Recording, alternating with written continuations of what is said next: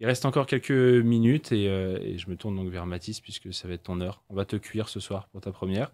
D'abord, petit jingle, si ça te va? Allons-y. Oui, allons-y. Coupe du monde de rugby, trêve internationale au foot et basket européen, c'est tout de suite dans les immanquables. Immanquable. Bon, évidemment, on ne pourra pas passer à côté de la page rugby. Donc, je propose qu'on brise la glace au plus vite. Comme ça, on en parle et puis c'est bon, quoi. Effectivement, Adrien, comment ne pas commencer ces immanquables par les quarts de finale de la Coupe du monde de rugby? Et oui, la France défiera l'Afrique du Sud, l'équipe tenante du titre, ce dimanche 15 octobre à 21h.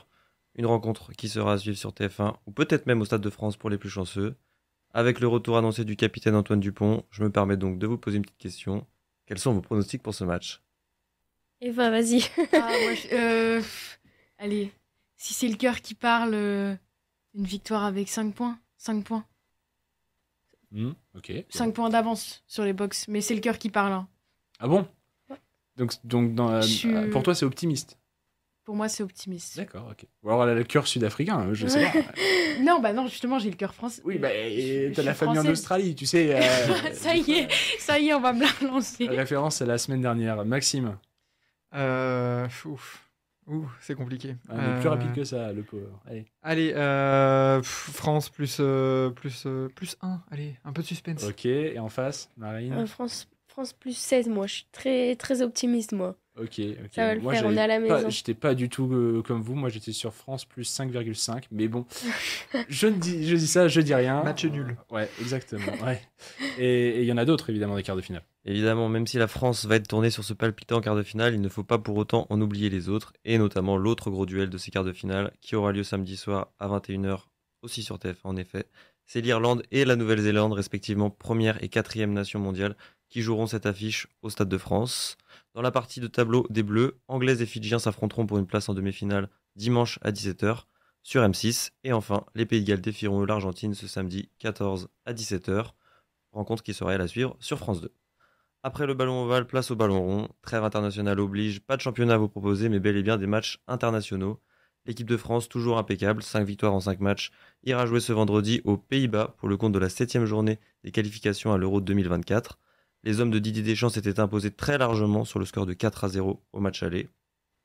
Coup d'envoi à 20h45.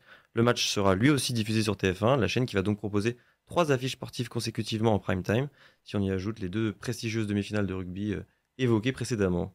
Toujours des qualifications à l'Euro, mais chez les espoirs, cette fois les Bleuets se déplaceront en Bosnie-Herzégovine ce même vendredi. Une rencontre que vous pourrez suivre sur la chaîne L'équipe dès 18h45. Pas TF1, un peu déçu. Il passe un peu les droits quand même de temps en temps. Ah, ça va. Partage. C'est gentil. C'est bon.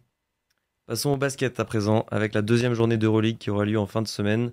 Les deux équipes françaises engagées cette saison se sont toutes deux inclinées à l'extérieur lors de l'ouverture et voudront montrer un meilleur visage devant leur public. Jeudi, tout d'abord, l'Asvel recevra le Partizan Belgrade à 20h.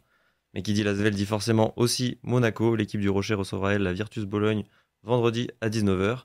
Et à noter également dans votre agenda la très grosse affiche Olympiakos-Barcelone, deux équipes membres du Final Four la saison passée. Match également à suivre vendredi, mais à 20h15. Et pour rappel, l'Euroleague sera à suivre en exclusivité sur la chaîne cryptée Squeak cette saison. Une petite dernière en immanquable ou... Pour finir, on va basculer sur le tennis et plus précisément même sur les huitièmes de finale du Masters 1000 de Shanghai qui a fait son retour après 4 années d'absence due au Covid. Nicolas Jarry et Diego Schwartzmann jouent cette nuit à 4h30 pour une place en quart. Le dernier représentant français, Hugo Humbert, qui s'est joliment défait de Stefanos Tsitsipas en 3-7 au tour précédent, fera lui face à Geoffrey Wolf, américain classé 51e mondial, demain matin à 8h. Magnifique, Mathis. Merci, tu finis en beauté. Il reste 20 secondes, c'est parfait.